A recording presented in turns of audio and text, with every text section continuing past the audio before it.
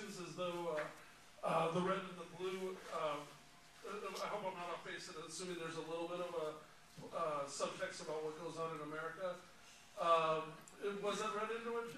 Not really. We started the film 11 years ago, and if we'd have had the foresight to do that, I said we're fucking geniuses. But, you know, it just happened to be at this time.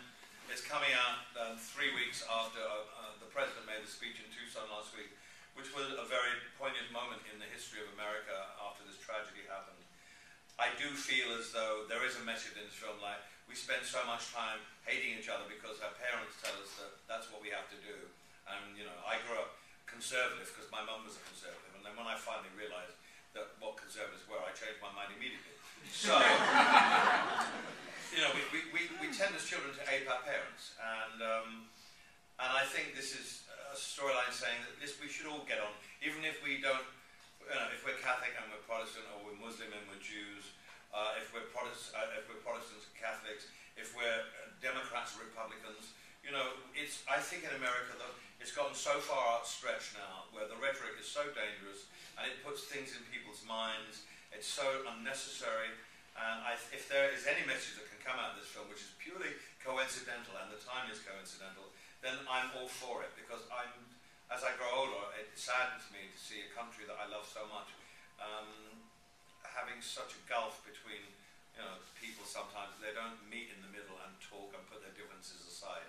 I played a Proposition 8 concert the other night, and the two great lawyers who are fighting for this same-sex relationship recognition in California, one is a staunch Republican, one is a staunch Democrat, and yet they met and they both think this is the right thing to do.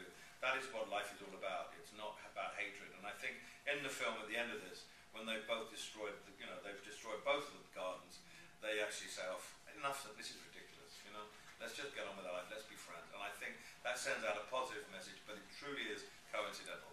So I have a bit of a two-part question for you. Can you tell me what it's like for you personally, adventures in film executive producer land?